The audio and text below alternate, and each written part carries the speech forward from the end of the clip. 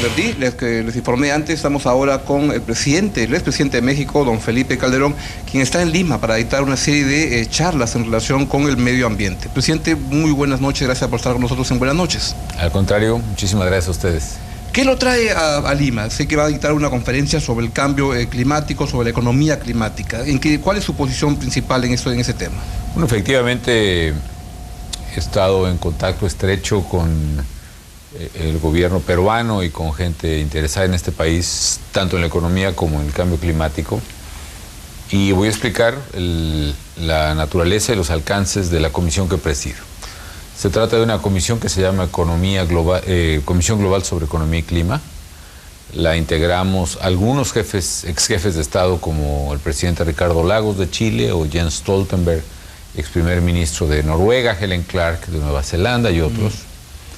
Directores de empresa muy importantes, Paul Polman de Unilever, Chad Holiday de Bank of America, Don Doctorow de Bloomberg, y otros también, además de académicos. El co-chairman es Nicholas Stern, el autor del famoso reporte Stern y Premio Nobel, en fin. Y nuestro objetivo es demostrar a través de un reporte que vamos a presentar el mes que entra que sí es posible tener crecimiento económico y generación de empleos y a la vez combatir el cambio climático si tomamos las decisiones correctas. Ahora, a veces hay mucha discusión, en el Perú lo viene habiendo en estos momentos, sobre cómo que el medio ambiente es un obstáculo, podría ser un obstáculo para poder crecer más. ¿Lo es? No lo es, insisto, y precisamente queremos romper ese falso dilema, ¿no? No solo en Perú, en todo el mundo hay esta discusión que en general se acepta cada vez más la evidencia científica de que el cambio climático existe. Todos estamos viendo fenómenos cada vez más frecuentes, más extremos, más peligrosos en materia ambiental. Segundo, cada vez se acepta la evidencia científica de que esto está asociado a un fenómeno de calentamiento global. La Tierra se ha calentado en promedio casi 1 grado centígrado desde hace un siglo. Y estamos en una trayectoria de que se caliente todavía 2 o 3 grados centígrados más, lo cual sería catastrófico. 3, que este calentamiento global genera alteraciones en el clima, es el cambio climático, y que está producido por el hombre, básicamente por las emisiones de dióxido de carbono. El problema es, lo que usted menciona, que para muchos todavía dicen, bueno, pues sí, hay ese tema, pero sale muy caro combatirlo, claro. Mi prioridad es que haya crecimiento y empleo, no me voy a dedicar a eso por ahora, ya veremos después, en fin. Y lo que la Comisión propone es que tenemos que replantearnos este modelo de crecimiento y podemos tener uno en el cual sí hay crecimiento económico, sí hay generación de empleos, sí hay alivio de la pobreza y a la vez hay una disminución sustantiva del riesgo ambiental que implica el cambio climático. ¿Y eso requiere algún tipo de financiamiento, ese tipo de proceso de entender que los países deben cuidar el ambiente con crecimiento económico? Yo lo plantearía así, Augusto.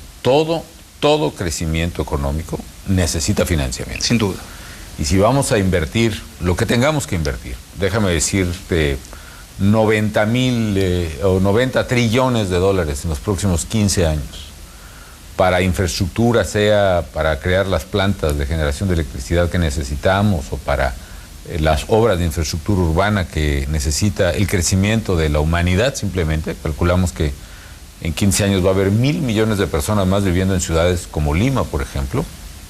Más vale hacerlo bien. Sí, más vale invertir esos 90 trillones de dólares en la infraestructura correcta y en el diseño urbano correcto que nos permita minimizar o reducir las emisiones de gases de efecto invernadero. Esa misma inversión puede producir los mismos o más empleos y puede producir el mismo o más crecimiento, solo que hay que hacerla correctamente. Solo que en lugar de invertir en carbón, habrá que invertir en energía renovable o quizá gas natural, por lo menos, y en el mediano plazo. Y generaremos la misma electricidad o de mejor calidad y tendremos además importantes impulsos económicos derivados de varias cosas, de innovación, de certidumbre y de otros elementos que definitivamente nos generarán ese crecimiento económico que buscamos. El grupo de trabajo que preside usted, que coordina usted, ocurre además en un contexto en el cual hay la COP20 a fin de año y luego la siguiente reunión. ¿Esperan ese documento va a servir como base, como insumo para esta reunión de fin de año?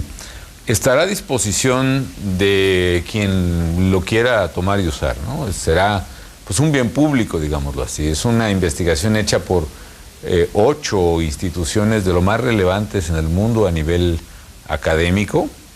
En esa comisión, en el equipo económico que preside Lord Nick Stern, hay incluso algunos premios Nobel trabajando en este proyecto. Jeremy Oppenheim, que fue uno de los capitanes de la firma McKinsey, por ejemplo, está trabajando fuertemente dirigiendo a una parte del equipo técnico. Y lo que se produce es un reporte bastante voluminoso, pero con diferentes documentos de fácil uso, de fácil acceso, de fácil lectura, mucho más breves, que permitirán ser referente para tomadores de decisiones. Ese es nuestro enfoque, ¿no? Es un documento que no pretende ser académico, que no pretende ser incluso ni siquiera ambiental. Es un documento que pretende ser económico para tomadores de decisiones económicas, sea ministros de finanzas o economía, sea pues capitanes de empresa, empresarios, etcétera. ¿Cuál es la agenda ambiental en este momento? ¿Cuáles son los temas medulares que se vienen discutiendo? Bueno, son varios. Uno es, generalmente la lógica de las negociaciones internacionales se plantea más hacia el establecimiento de metas de reducción de dióxido de carbono. Nosotros estamos trabajando más bien en los sistemas que se tienen que reformar y en las medidas que hay que reformar para que la economía mejore y la energía y el medio ambiente mejore. Es un poco la metáfora que alguien utiliza. Bueno, está bien plantearnos X grados de reducción de emisiones de calentamiento global, por ejemplo, de emisiones, perdón, pero es tanto más importante eso como establecer los métodos y las vías para lograrlo. Ya la metáfora es, alguien dice, bueno, está bien plantearse, hay que bajar determinados kilos de peso, pero más que desesperarse en la medida, más bien hay que plantear qué cosas hay que hacer independientemente de la meta que uno se propone. Y las dos cosas son importantes. Y dentro de esas medidas está, por ejemplo, algunas que yo llamaría medidas que no generan remordimiento. ¿Por ejemplo? Por ejemplo, los programas de ahorro de energía en todo el mundo. ¿Qué es lo que uno requiere, ¿no?, cuando tiene que bajar de peso? Así es, que puedas comer lo que quieras sin que haya remordimiento. Claro. ¿No? Yo me refiero también a lo mismo. Medidas que no generan remordimiento, Augusto, son aquellas que no nos cuestan dinero, ni obstruyen el crecimiento, y al contrario lo pueden acelerar. Te voy a contar, por ejemplo, una es lo que podemos ahorrar, por ejemplo, en los hogares. Yo, cuando era presidente, puse en marcha un programa para sustituir los viejos refrigeradores, bien viejos, de hace 10 años. Generalmente todos, cuando nos casamos, compramos un refrigerador y sigue ahí. Así es. Y en casa de nuestra madre hay otro refrigerador de hace 50 o 40. Llegan y sigue nunca se van. Nunca se van, porque son muy buenos, porque la verdad es que los refrigeradores de hace 10 años gastan el triple de electricidad que los nuevos, por distintas innovaciones tecnológicas que no viene a caso explicar ahora. Entonces, nos pusimos un programa para dar un crédito razonable a familias de menores ingresos. Incluso si la familia era pobre o muy pobre, le dábamos un subsidio para la compra de un nuevo refrigerador. No dejábamos que se quedaran con el viejo, sino que iba una empresa especializada a tomar el viejo refrigerador y a desarmarlo y quitarle el gas, el aceite de una manera técnicamente viable. Y con ello la gente empezaba a ahorrar en su consumo, en su factura de electricidad mes a mes, y además estábamos emitiendo menos emisiones de dióxido de carbono. El programa tenía un nombre muy raro al principio, me acuerdo, se llamaba, pues algo así como Programa de Reducción de Emisiones de Dióxido de Carbono en Electrodomésticos de Uso, bla, bla, bla, bla, bla, bla, complicadísimo. Le dije a la secretaria, oye, no, Georgina, esto no va a funcionar, no vamos a vender ni un refrigerador, ¿no? Búscate algo más comercial, ¿no? ¿Y cuál le pusieron? Le pusimos un nombre que se llama Cambia tu viejo por uno nuevo. Claro. ¿No? Entonces eso funcionó un poquito mejor.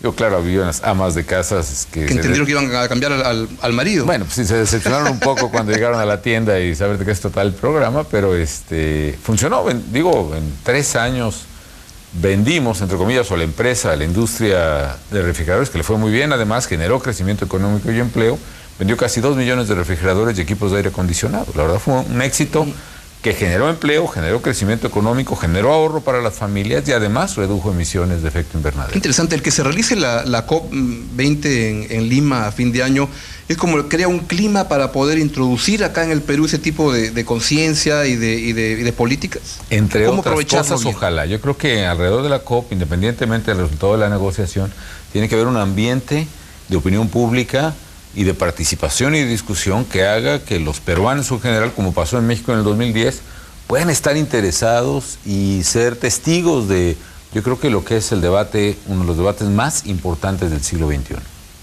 Sin duda. Sin duda. Su gobierno, fue entrando en la parte final, su gobierno fue un periodo en México de un crecimiento económico tremendamente sólido, pero iba a contraparte con el tema de seguridad. ¿Cómo evalúa esa contraparte, esa paradoja? Bueno, no tuvimos un crecimiento económico tan impresionante como lo tiene el Perú desde hace muchos años, y ahí mi reconocimiento a políticas públicas en Perú puestas en marcha pues, por distintos gobiernos que han sido responsables. En el caso de México, a mí me tocó vivir pues, la peor crisis económica que existe en la memoria, 2009. Somos el vecino del país donde fue el epicentro de la crisis. El 80% de nuestras exportaciones iban a Estados Unidos, de manera tal que en la crisis pues se cayó un elefante y cayó exactamente encima de nosotros, ¿no? Tuvimos que enfrentar ello con medidas al principio expansivas, contracíclicas, y luego ajustamos el déficit de manera muy sólida también, muy dura, políticamente costosa, pero además le metimos mucha